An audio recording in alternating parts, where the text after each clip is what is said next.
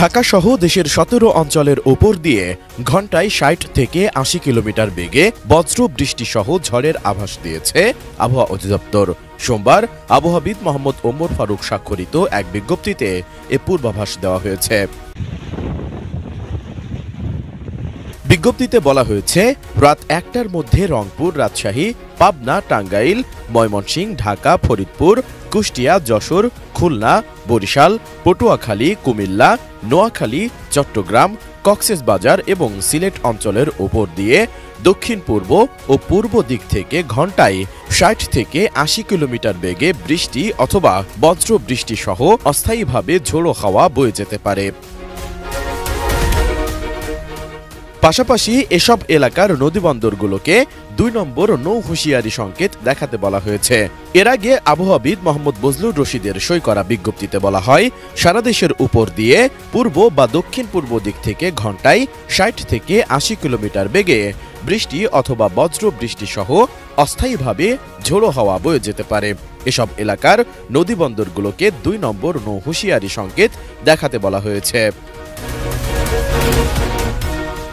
অপরদিকে সোমবার সকাল ৯টা থেকে পরবর্তী ৭২ ঘণ্টার আবহাওয়ার পূর্বাভাসে বলা হয়েছে, আগামী ৩ দিন রাজধানী ঢাকা সহ দেশের অধিকাংশ জায়গায় বৃষ্টির সম্ভাবনা রয়েছে। আবহাওয়ার সিনপটিক অবস্থায় বলা হয়েছে, উত্তর পশ্চিম বঙ্গোপসাগর ও তৎসংলগ্ন এলাকায় অবস্থানরত প্রবল ঘূর্ণিঝড় বিমাল উত্তর দিকে অগ্রসর হয়ে উপকূল অতিক্রম করবে। এটি দুর্বল হয়ে বর্তমানে যশোর ও তৎসংলগ্ন এলাকায় স্থল গভীর নিম্নচাপ হিসেবে অবস্থান করছে। আরও উত্তর পূর্ব দিকে অগ্রসর হয়ে ক্রমশ বৃষ্টি ঝরিয়ে দুর্বল হয়ে স্থল নিম্নচাপে পরিণত হতে পারে এটি। ফলে রংপুর, রাজশাহী, ঢাকা, ময়মনসিংহ, খুলনা, বরিশাল, চট্টগ্রাম ও সিলেট বিভাগের অধিকাংশ জায়গায় অস্থায়ীভাবে দমকা বা ঝোড়ো হাওয়া সহ হালকা থেকে মাঝারি ধরনের বৃষ্টি বা বজ্রসহ বৃষ্টি হতে পারে।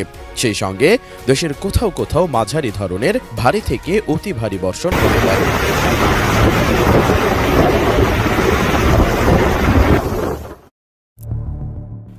প্রতিবারই ঝড় জলোচ্ছ্বাসের সামনে বুক চিতিয়ে দাঁড়ায় বাংলাদেশের ফুসফুস নামে পরিচিত সুন্দরবন। এবারও উপকূলসহ পুরো দেশকে বিশাল ক্ষয়ক্ষতির হাত থেকে বাঁচিয়েছে সুন্দরবন, বাঁচিয়েছে বহু মানুষের প্রাণ। ধীরে ধীরে দুর্বল হয়েছে ঘূর্ণিঝড় রিমাল। সিডর, আইলা, আমফান, ইয়াসের পর এবার রিমালের তাণ্ডবে লণ্ডভণ্ড হয়েছে দেশের উপকূলীয় অঞ্চল। তবে ক্ষয়ক্ষতি এবং প্রাণহানি ঠেকাতে সবসময়ের মতো এবারও ঢাল হয়ে দাঁড়িয়েছিল সুন্দরবন, যে কারণে অনেকাংশে কমেছে প্রাণহানি, কমেছে ক্ষয়ক্ষতি।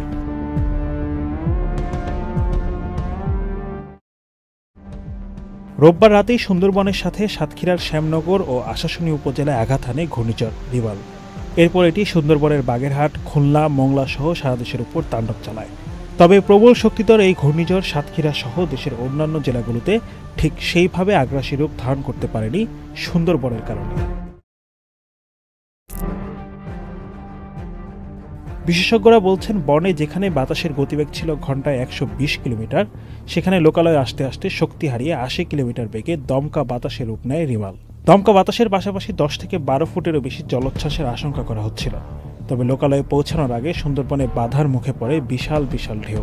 ঠিক তাই, যত বড় জলোচ্ছ্বাসের ধারণা করা হচ্ছিল ততটা আগ্রাসী রূপ নেয়নি রিমাল।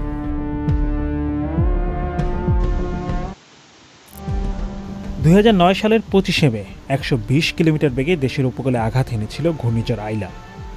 এরও আগে ২০০৭ সালের ১৫ই নভেম্বর ঘূর্ণিঝড় সিডর আইলার চাইতেও দ্বিগুণের বেশি গতি প্রায় ২৬০ কিলোমিটার বেগে আঘাত এনেছিল। প্রাণ হারিয়েছিলেন প্রায় ৩৫০০-এরও বেশি মানুষ। সুন্দরবন তখন মারাত্মকভাবে ক্ষতিগ্রস্ত হয়, উপড়ে পড়ে বহু গাছপালা, প্রাণ যায় বহু বন্যপ্রাণীর। এখন পর্যন্ত ঘূর্ণিঝড় রিমালের তাণ্ডবে ব্যাপক ক্ষয়ক্ষতি হয়েছে সুন্দরবনের। ঝড়ের কবলে পড়ে মারা গেছে হরিণ সহ অন্যান্য বন্যপ্রাণী। বনের কটকা ও দুবলা এলাকা থেকে ২টি মৃত হরিণ সহ আরও ৯টি আহত হরিণকে ভাসমান অবস্থায় উদ্ধার করেছে বনরক্ষীরা। লবণ পানি ঢুকে নষ্ট হয়েছে কমপক্ষে ৮০টি মিঠা পানির পুকুর। সময়ের সাথে সাথে রিমালের তাণ্ডবের ভয়াবহতা আরও ফুটে উঠছে।